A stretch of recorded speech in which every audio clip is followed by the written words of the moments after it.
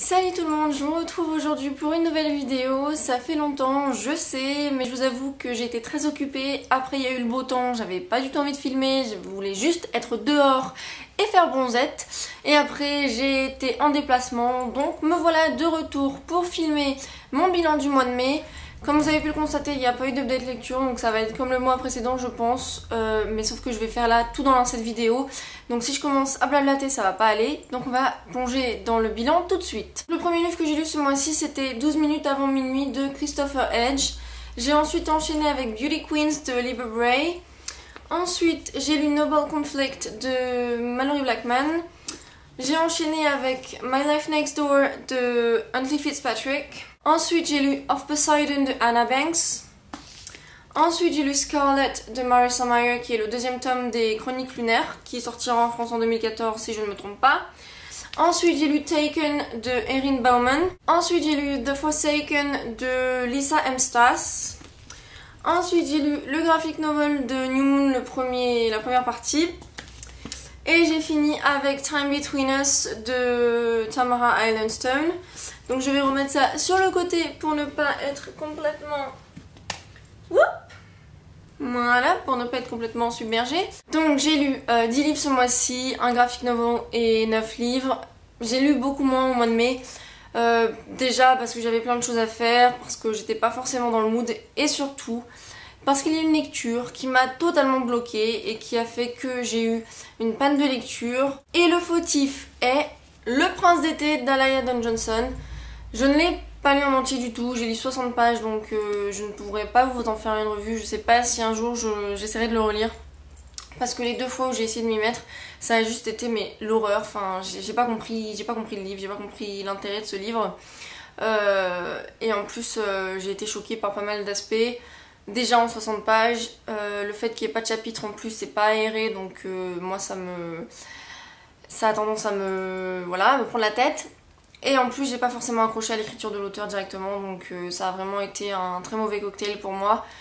Et ça m'a vraiment dérangée au point que après les lectures, j'ai vraiment eu du mal à m'y mettre. Donc méchant.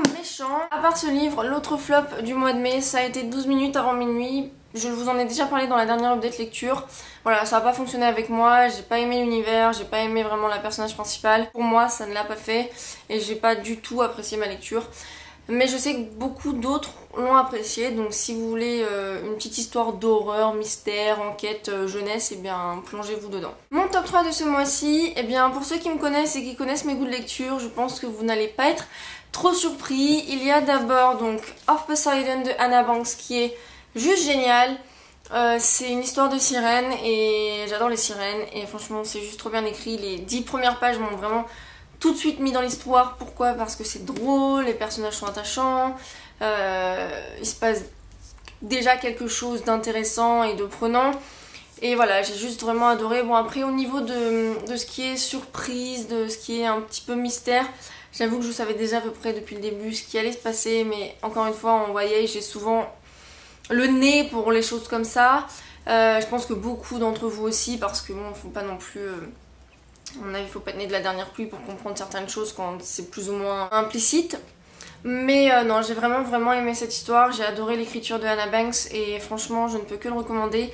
Et il me tarde de pouvoir commander Of Triton, qui est la suite. Parce que même si je me doutais de ce qui allait se passer à la fin, malgré tout, le cliffhanger est assez sympa. Et par contre, je me demande ce qui va venir après parce que effectivement, il y a quelques soucis puisque la principale intrigue, on va dire, c'est une histoire d'amour entre une humaine à moitié pas humaine et donc une sirène, donc voilà, enfin une sirène homme, hein, mais je sais pas comment on appelle ça en français. Mais c'est pas grave. Donc voilà, si vous avez besoin d'une lecture fun, un peu paranormale, avec de la romance, sympathique, tout ça, je vous conseille vraiment Of Poseidon. Le deuxième livre qui m'a beaucoup plus ce mois-ci, sans surprise, c'est Scarlet de Marissa Meyer. Pourquoi? Parce que déjà j'avais adoré le premier tome, j'avais un peu peur pour celui-là.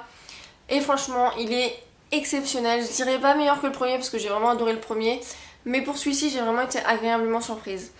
Contrairement au premier qui est la réécriture de Conte de Cendrillon, je savais que j'allais plus ou moins aimer parce que j'adore le Conte de Cendrillon à la base. Donc je savais que normalement ça devrait me plaire à moins que l'auteur ait fait vraiment un faux pas. Mais pour celui-là, j'avais un peu plus de doutes parce que le conte du petit chaperon rouge, c'est pas vraiment mon conte préféré du tout, je le trouve pas vraiment divertissant, je le trouve un peu bizarre.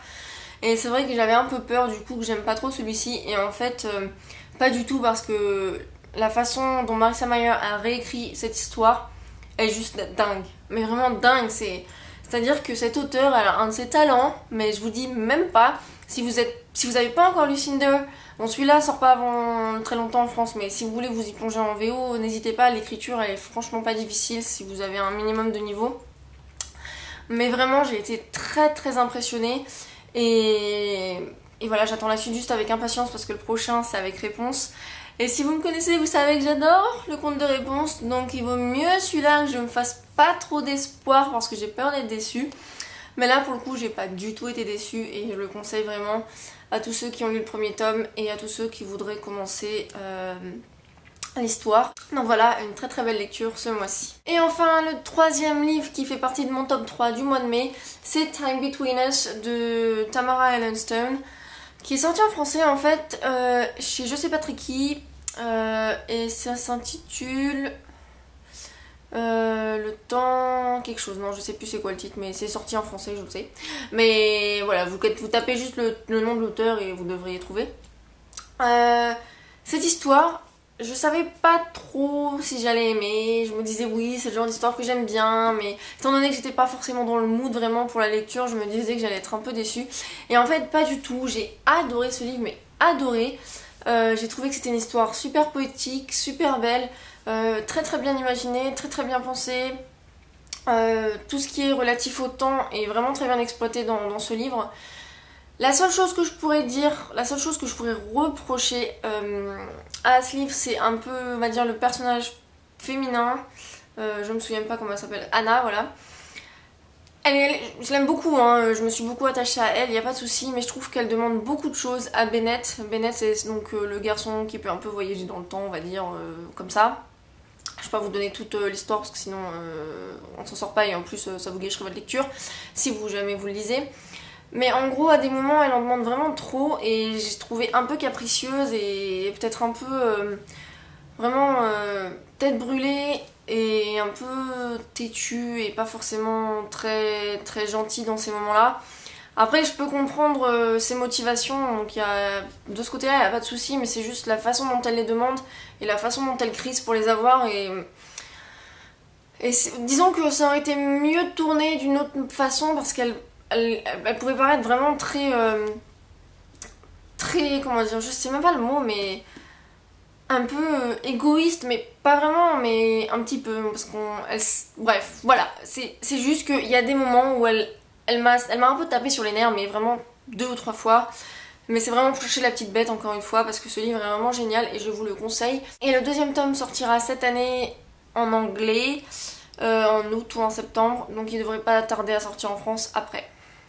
Voilà, je vais conseiller aussi celui-là. Ensuite, côté livres que j'ai appréciés mais qui n'ont pas fait l'unanimité, eh bien il s'agit de 3 dystopies. Et oui, c'est le mois de mai, 3 dystopies et 3 dystopies qui m'ont pas entièrement convaincue, même si je les ai beaucoup appréciées, ne me méprenez pas.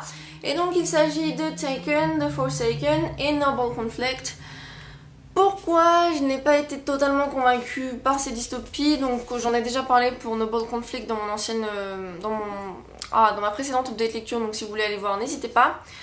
Et pour ces deux-là, comment dire, il y a des aspects qui m'ont dérangée parce que ça partait soit un peu dans tous les sens, soit c'était un petit peu un problème de personnage. Mais au-delà de ça, je les ai vraiment bien appréciés quand même et je lirai la suite parce qu'évidemment c'est des tomes 1. Je les conseille quand même parce que ce sont de bonnes dystopies et je lirai la suite avec grand plaisir pour savoir ce qui arrive aux personnages et au monde qui a été créé. Et ensuite, du côté des livres un petit peu contemporains ou du graphic novel, Beauty Queen, je vous en ai déjà parlé aussi il me semble, donc je vous laisse aller voir mon update lecture.